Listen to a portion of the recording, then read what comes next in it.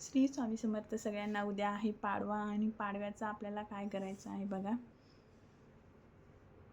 उद्या आहे पाडवा आणि त्याचे मेन असा उपाय मी तुम्हाला 5 ते 7 उपाय सांगणार आहे, ते तुम्हाला करायचे आहे. तर उद्या काय करायचं आहे बघा.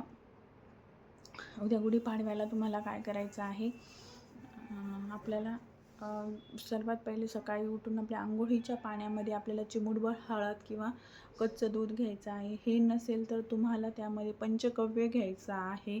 नंतर तुमच्या दरवाजाला हळदीचं लेपन करायचं आहे. जो मेन दरवाजा असतो त्याला हळदीचं लेपन करायचं आहे. तुम्हाला मेन दरवाजाला हळदीचं लेपन करायचं आहे. नंतर तुम्हाला आपल्या जे मेन दरवाजा असतो ना घराचा, त्याला तुम्हाला तो पूर्ण स्वच्छ साफ करून घ्यायचा आहे. आणि त्याला तुम्हाला तुपाने, आपण एरवी हळदी कुंकवाने स्वस्तिक काढतो, पण त्या दिवशी तुम्हाला तुपाने स्वस्तिक काढायचा आहे. हा उपाय वर्षातून एकदाच करता येतो.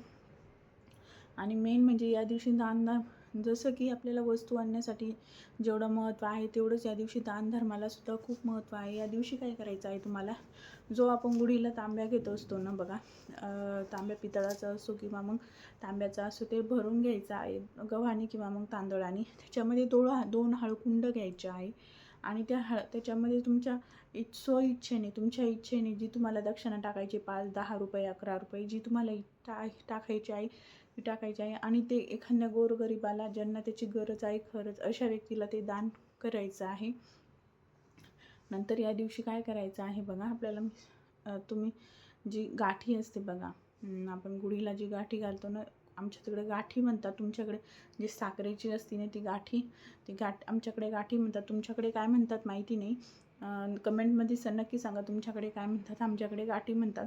त्यातली एक गाठ जी असते ना, एक तुकडा जो असतो तो आपल्याला कुठल्याही जवळपासच्या राम मंदिरात न्यायचा आहे आणि तो तिथे ठेवायचा आहे. बाकीचा जो तुकडे आहे, बाकीची जी गाठ आहे ना, ती याच्याकडे आपल्याला सगळ्यांना प्रसाद म्हणून थोडा घ्यायचा आहे.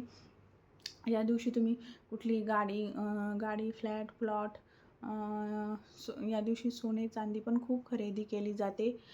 आपल्या सोयीच्छेने, आपल्या सोनं तर प्रचंड महाग झालेलं आहे.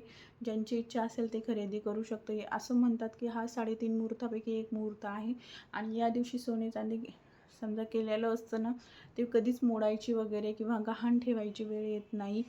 त्यामुळे सांगते, नक्की करा. जरी सोनं चांदी नसेल झालं तरी तुम्ही या दिवशी छोटे उपाय करू शकता. छोट्या गोष्टीमध्ये खूप सुख लपलेलं असतं.